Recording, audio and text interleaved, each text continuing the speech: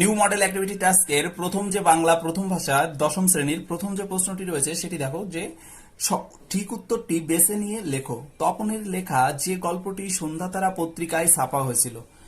তপনের লেখা যে গল্পটি সন্ধ্যাতারা পত্রিকায় ছাপা হয়েছিল তার নাম ছিল হচ্ছে প্রথম দিন, তাই তো? দেখো তোমরা এভাবে লিখবে যে তপনের লেখা যে গল্পটি সন্ধ্যাতারা পত্রিকায় ছাপা হয়েছিল তার নাম হচ্ছে প্রথম দিন। এরপর পাঠ্য অশোকে একজন কবিতার অনুবাদক। পাঠ্য অশোকে একজন কবিতার অনুবাদক হচ্ছে নবারুণ ভট্টাচার্য। তো এখানে তোমরা নবারুণ ভট্টাচার্যকে আমরা হাইলাইটস করে দিই। তৃতীয় যে প্রশ্ন রয়েছে, আফ্রিকা কবিতা রবীন্দ্রনাথ ঠাকুরের যে কাব্যগ্রন্থ থেকে নেওয়া হয়েছে। এটা তোমরা সুন্দর করে প্রথমে প্রশ্নটি উঠাবে, উঠানোর পর এভাবে লিখবে যে পত্রপুট কাব্যগ্রন্থ থেকে আফ্রিকা কবিতাটি নেওয়া হয়েছে। তাহলে উত্তর হবে হচ্ছে পত্রপুট। বুঝতে পেরেছো? তোমরা পত্রপুটে দাগ দিয়ে রাখো। তারপরে দেখো, বাবু কুইল ড্রাইভার্স কথাটি বলতেন, বাবু কুইল ড্রাইভার্স কথাটি বলতেন হচ্ছে লর্ড কার্জন। তো লর্ড কার্জনে টিক দিয়ে রাখো, লর্ড কার্জন। এবং কাব্যগ্রন্থটি শঙ্কর ঘোষের লেখা নয়, সেটি হবে দিন ও রাত্রি, দিন ও রাত্রি। তো তারপরে কম বেশি 20টি শব্দে উত্তর লিখতে হবে। কম বেশি 20টি শব্দে উত্তরে প্রথম যে প্রশ্নটি রয়েছে, কোন কথাটি শুনে তপনের চোখ মার্বেল হয়ে গিয়েছিল। তো এই প্রশ্নের উত্তরটা আমরা এভাবে লিখব। কিভাবে লিখবো দেখো, যে লেখকরা ভিন্ন জগতের প্রাণী, এটাই ছিল তপনের ধারণা। কিন্তু তার নতুন ছোট মেসমশাই যখন একজন লেখক এ কথা শুনে তপনের চোখ মার্বেল হয়ে গিয়েছিল। তো এটাই কিন্তু মূল কারণ ছিল তপনের চোখ মার্বেল হয়ে যাওয়ার কারণ। যথাযথ উত্তর লিখতে হবে, খুব বেশি বড় করে লেখা যাবে না, 20টি শব্দের মধ্যে লিখতে হবে। তো দ্বিতীয় যে প্রশ্নটি রয়েছে দেখো, অশোকে একজন কবিতাটি পাবলো নেরুদার কোন কাব্যগ্রন্থ থেকে নেওয়া হয়েছে, কোন কাব্যগ্রন্থের অন্তর্গত। তো তোমরা পরবর্তী যে প্রশ্নের যে আনসার সেটি দেখো, সেটিতে অশোকে একজন যে কবিতা, অশোকে একজন কবিতায় পাবলো নেরুদার কোন কাব্যগ্রন্থের অন্তর্গত। এটি হলো এক্সট্রা ভ্যাগারিয়া কাব্যগ্রন্থের অন্তর্গত। এক্সট্রা ভ্যাগারিয়া শব্দটি ভালোভাবে মাথায় রেখো, এক্সট্রা ভ্যাগারিয়া কাব্যগ্রন্থের অন্তর্গত। তারপরে দেখো, পরের যে প্রশ্নটি রয়েছে সেটি হচ্ছে হারিয়ে যাওয়া কালিকরম প্রবন্ধে, হারিয়ে যাওয়া কালিকরম প্রবন্ধে প্রাবন্ধিক ছেলেবেলায় কার জ্যামিতি পড়েছিলেন বলে জানিয়েছেন। তো তোমরা এভাবে লেখো যে বাংলা ভাষায় বিজ্ঞান প্রবন্ধে প্রাবন্ধিক রাজশেখর বসু ব্রাহ্ম মোহন মল্লিকের লেখা জ্যামিতি পড়েছিলেন বলে জানিয়েছেন। যেটি আনসার সেটিকে তোমরা অন্য কালিতেও লিখতে পারো সুন্দর করে, ঠিক আছে? তো তারপরে রয়েছে দেখো 4 নম্বর যে প্রশ্ন, 4 নম্বর প্রশ্ন রয়েছে কি, 4 নম্বর প্রশ্ন রয়েছে আফ্রিকা কবিতায় দিনের অন্তিমকাল কিভাবে ঘোষিত হয়েছিল। দিনের অন্তিমকাল ঘোষিত হয়েছিল অশুভ ধ্বনিতে ঘোষিত হয়েছিল। দিনের অন্তিমকাল অশুভ ধ্বনিতে ঘোষিত হয়েছিল। এরপর রয়েছে দেখো পরের যে প্রশ্ন, সেটি হলো আয়ারও বেদে বেদে থাকি কবিতায় কবি পায়ে পায়ে হিমানির বাঁধ বলতে কি নির্দেশ করেছেন। তো হিমানির শব্দের অর্থ হলো আমরা জানি যে বরফের বাঁধ। এখানে আয়ারও বেদে বেদে থাকি কবিতায় কবি শঙ্কর ঘোষ প্রতি পদক্ষেপে হিমানির বাঁধ বলতে বিপদের কথা বলেছেন। 3 নম্বর প্রশ্নের যে উত্তর, 3 নম্বর প্রশ্নের সমাধান বা উত্তর দেখো কি রয়েছে 3 নম্বরে। 3 নম্বর প্রশ্নের উত্তর হচ্ছে ওর হবে বক্তাকে তার কেন তার এমন মনে হয়েছে।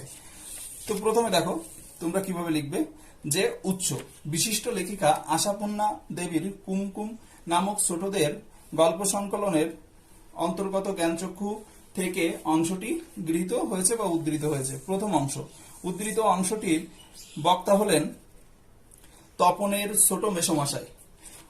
তো প্রথম যে অংশটি কি ছিল, যে বক্তাকে, তাহলে বক্তাকে এর অ্যান্সার আমরা করে ফেললাম যে বক্তা তার কেন তার এমন মনে হয়েছে, কেন তার এমন মনে হয়েছে। দ্বিতীয় অংশে লিখবে তপনের ছোট মেসমশাই বলেন তপনের বয়সের ছেলে মেয়েরা রাজা রানীর গল্প, না হলে খুন জখম বা না খেতে পেয়ে মরে যাওয়া, এইসব বিষয় নিয়ে গল্প লেখে। কিন্তু তপন তা না করে স্কুলে ভর্তির প্রথম দিনের অভিজ্ঞতা নিয়ে গল্প লিখেছে। এই জিনিসটা তার খুব ভালো লেগেছে, তো এর জন্যই তার এমন মনে হয়েছে। বুঝতে পেরেছো? তারপরে দেখো পরের যে প্রশ্নটি রয়েছে সেটি হলো অশোকে একজন কবিতায় কার মাথার উপর বছরগুলি পরপর নেমে এসেছিল। অশোকে একজন কবিতায় কার মাথার উপর বছরগুলি পরপর নেমে এসেছিল, তাহলে সেটা দেখে নাও।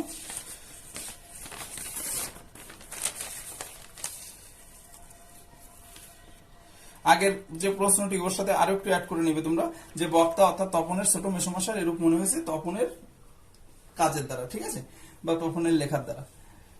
আর তাই তার মনে হয়েছে যে তপনের দ্বারা হবে। এরপর দেখো, অসুখী একজন কবিতায় মাথার উপর বছরগুলি পরপর নেমে এসেছিল, কারণ যে বিষয়টা আমরা এখানে ব্যাখ্যা করব সেটি হলো যে প্রদত্ত অংশটি কবি নবারুণ ভট্টাচার্যের অনুদিত চিলিয়ান কবি পাবলো নেরুদার রচিত এক্সট্রাভ্যাগারিয়া নামক কাব্যগ্রন্থের অন্তর্গত অসুখী একজন কবিতা থেকে নেওয়া হয়েছে। প্রথম অংশে কি বলা হয়েছে? প্রথম অংশ দেখো, কবিতায় কবির প্রিয়তমার মাথার উপর বছরগুলি নেমে এসেছিল, যিনি কবির জন্য অপেক্ষারত অবস্থায় ছিলেন। দ্বিতীয় অংশ, জীবন ও জীবিকার জন্য বাসভূমি ছেড়ে দূরে চলে যাওয়া তার প্রিয় মানুষটি যে ফিরে আসবে না এ কথা তার প্রেমিকার অজানা ছিল, কিন্তু জীবন এতে থেমে থাকেনি।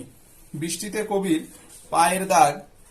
পায়ের দাগ মুছে তাতে ঘাস জন্মায়, নিরন্তর অপেক্ষা চলতেই থাকে। দীর্ঘ প্রতীক্ষারতা নারীর জীবনে তার প্রিয়তমের অনুপস্থিতির বছরগুলো যেন পাথরের বোঝা হয়ে তার মাথার উপর নেমে আসে।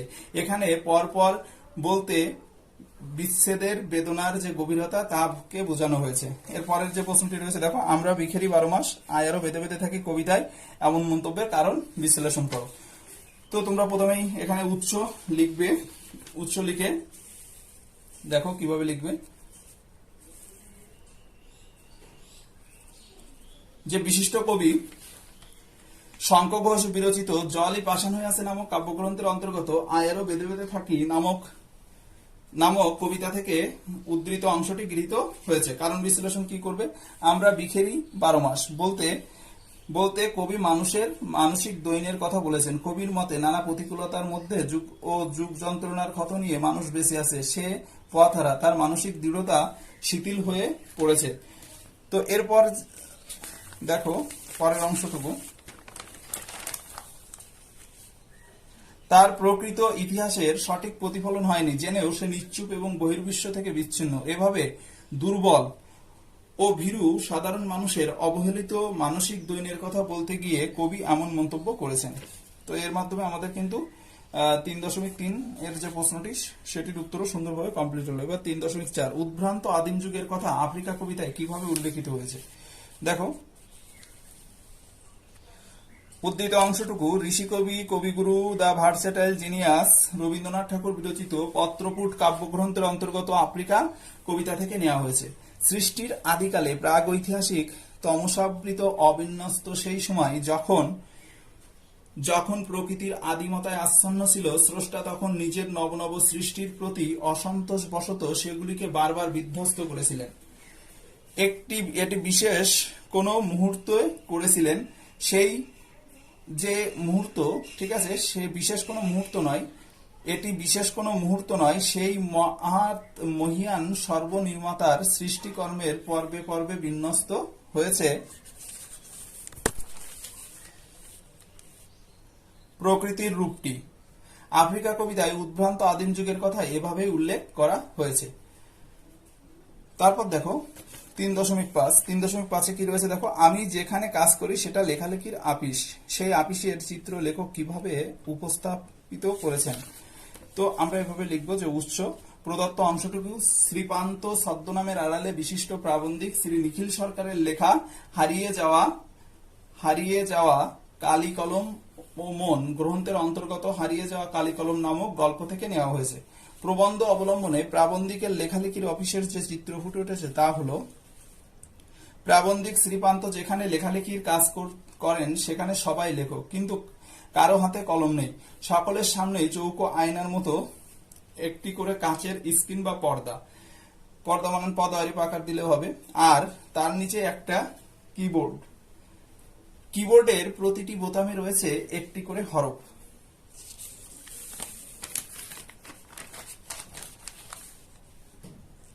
সকলে লিখছেন, মাঝে মাঝে লেখা থামিয়ে সেই স্ক্রিনের দিকে তাকাচ্ছেন। লেখক যদি কোনোদিন কলম নিয়ে যেতে ভুলে যান, সেদিন সমস্ত অফিস খুব জোর একটা ভোতা মুখওয়ালা কলম খুঁজে পায়, যা দিয়ে লেখা ভালো হয় না। কলম নেই, তবুও লেখক বলেন লেখালেখির অফিস। যেহেতু এখন বর্তমান সব ডিজিটালাইজড হয়ে গিয়েছে এবং সমস্ত জায়গাগুলো কম্পিউটার দখল করে নিয়েছে, তারই একটা বর্ণনা কিন্তু এখন রয়েছে। কিন্তু কিছু কিছু মানুষ কিন্তু এখনো আমাদের যে প্রাচীন লেখার পদ্ধতি, সেই পদ্ধতির উপরে কিন্তু এখনো নির্ভর করে আছে এবং এটা আমাদের সংস্কৃতির মধ্যে পড়ে। এরপর দেখো রয়েছে প্রায় নিচের প্রশ্নগুলির উত্তর নিজের ভাষায় কম বেশি 150 শব্দে লেখো। পৃথিবীতে এমন অলৌকিক ঘটনাও ঘটে, কোন ঘটনাকে অলৌকিক আখ্যা দেওয়া হয়েছে, সেই ঘটনার প্রতিক্রিয়া কি হয়েছিল, জ্ঞানচক্ষু গল্প অনুসরণে বুঝিয়ে দাও। তো পৃথিবীতে এমন অলৌকিক ঘটনা প্রথমে আমরা লিখবো। বিশিষ্ট লেখিকা আশাপূর্ণা দেবী বিরচিত কুমকুম নামক কাব্যগ্রন্থের অন্তর্গত জ্ঞানচক্ষু গল্প থেকে উদ্ধৃত অংশটি গৃহীত হয়েছে। প্রথম অংশ, গল্পের কেন্দ্রীয় চরিত্র হলো তপন। বিশাল পৃথিবীতে স্বল্প বাস্তবতা বোধ নিয়ে আর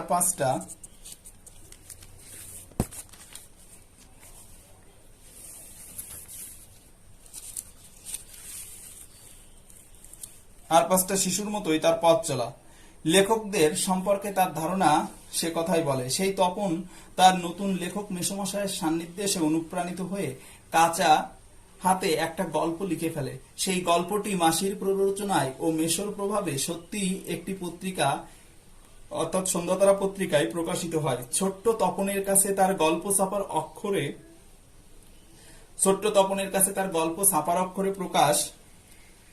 প্রকাশ পাওয়ার ঘটনা ছিল স্বপ্নের মতোই। তপনের কাছে এই চমকপ্রদ ঘটনাটিকেই অলৌকিক বলে আখ্যা দেওয়া হয়েছে। তো এরপর দেখো দ্বিতীয় অংশ। এই ঘটনার প্রতিক্রিয়া স্বরূপ তপন পত্রিকা হাতে পেয়ে পড়ার সময় হতবাক হয়ে যায়। এ গল্প তার নামে প্রকাশিত হলেও মূলত তার মেসো পাকা হাতের লেখাটাই সে বুঝতে পারে। এই লেখার কোথাও সে নিজেকে খুঁজে পায় না। লেখাটি পড়তে চেষ্টা করলেও সে স্তম্ভিত ও বোবা হয়ে যায়। পরে সকলের বকুনি খেয়ে মেসোমশায়ের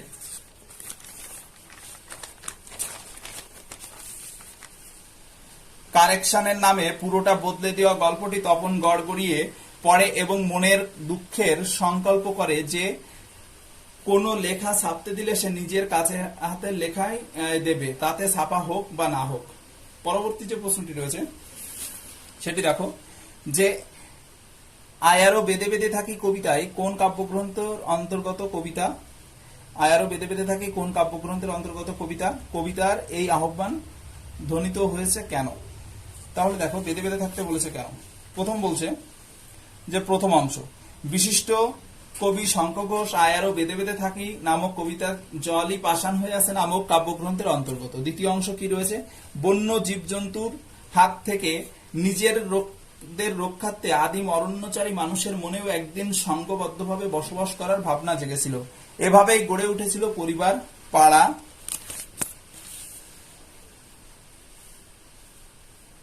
গ্রাম, প্রদেশ, রাষ্ট্র। সৃষ্টি হয়েছিল নতুন নতুন সভ্যতার। এবং আজ বন্য জন্তুর ভয় নয়, সাম্রাজ্যবাদী ক্ষমতাবান মৌলবাদী শক্তি তাদের নৃশংসতার সাধারণ মানুষের সামনে অস্তিত্বের সংকট সৃষ্টি করেছে। এই সংকট থেকে রক্ষা পেতে ভাবি প্রজন্মের কাছে এক সুন্দর পৃথিবী রেখে যেতে হলে প্রয়োজন মানুষের সংঘবদ্ধতা। সুস্থ, শান্তিকামী ও বিবেকবান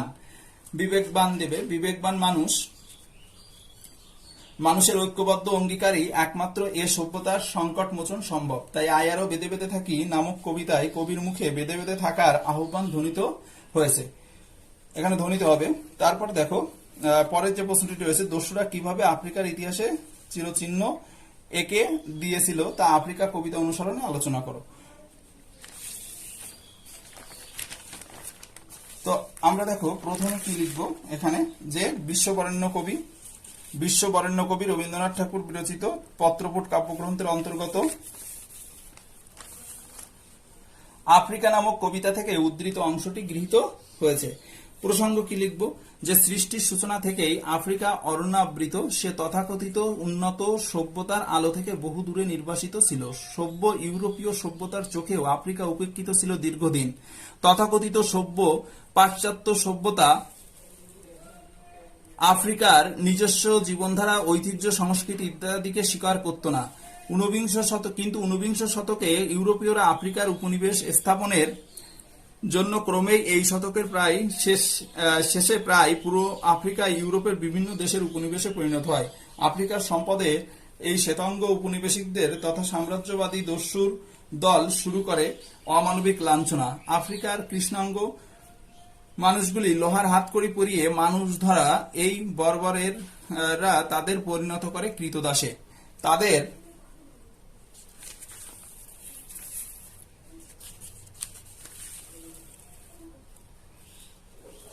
তাদের বর্বরতা, লোভ আফ্রিকার সূর্যহারা অরণ্যের চেয়েও কালো।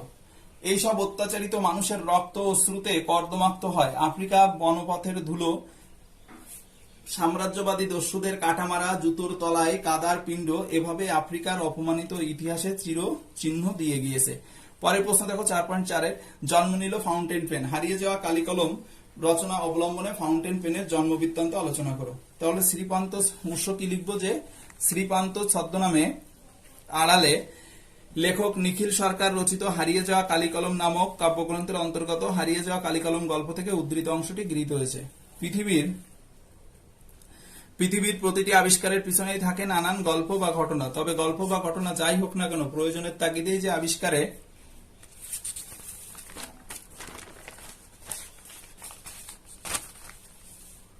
কথা সকলেই মানতে বাধ্য। লুইস অ্যাটসন ওয়াটারম্যান ফাউন্টেন পেন আবিষ্কারের পিছনেও এমন একটি বৃত্তান্ত রয়েছে। তিনি ছিলেন একজন ব্যবসায়ী। সেকালে অন্য ব্যবসায়ীদের মতো তিনিও দোয়াত কলম নিয়ে কাজে বেরোতেন। একবার তিনি ব্যবসায়ীর সঙ্গে চুক্তিপত্র সই করতে গিয়েছিলেন। দলিল কিছুটা লেখা হয়েছে,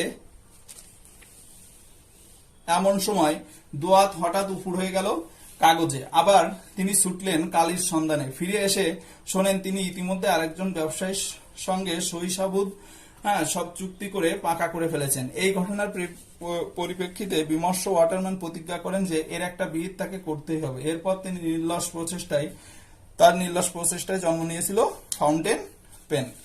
তো এরপর পরবর্তী যে প্রশ্নটি রয়েছে দেখো 4.5-এ, তারপর যুদ্ধ এলো। দেখো তোমরা প্রশ্নটা একটু দেখে নাও।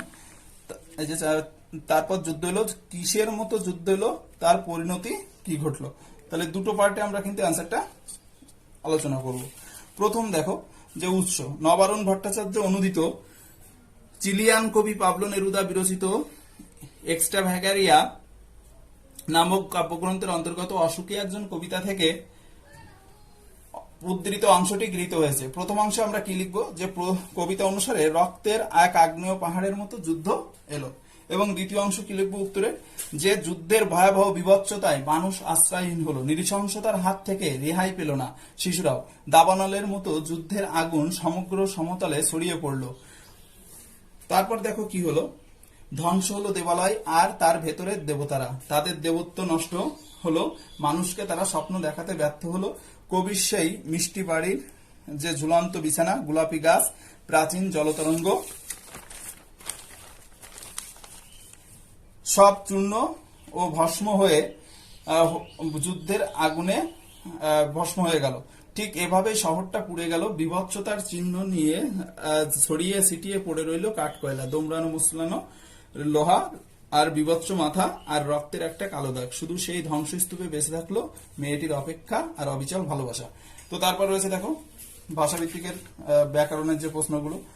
প্রথমে রয়েছে দেখো যে অনুসর্গ হলো এক প্রকার, অব্যয় পদ। তারপরটি কি রয়েছে, বিভক্তি কখনোই লুপ্ত হয় না, বিভক্তি কখনো লুপ্ত হয় না, কর্ম কারক, এটা বিভক্তি হবে। তোমাদের প্রশ্নেও কিন্তু এখানে বিভক্ত কথাটি রয়েছে, তোমরা কিন্তু বিভক্তি করে নেবে। হ্যাঁ, তারপর দেখো রয়েছে নির্দেশকের একটি উদাহরণ হলো গুলি। নির্দেশকের একটি উদাহরণ কি, গুলি। বঙ্গ অনুবাদ করতে বলেছিল, বঙ্গ অনুবাদটা দেখে নাও।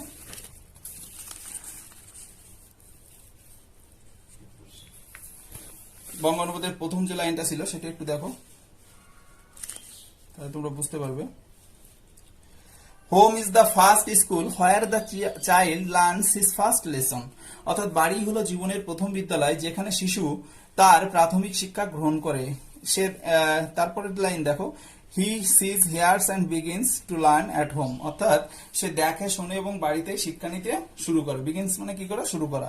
It is home that builds in character. অর্থাৎ এই একটি ভালো বাড়িতেই কিন্তু একজন সৎ এবং সুস্থ যে মানুষ সে সৃষ্টি হয়। তাহলে এখানে দেখো, it is home that builds is character. এই বাড়ি তার কি নির্মাণ করে, চরিত্র নির্মাণ করে।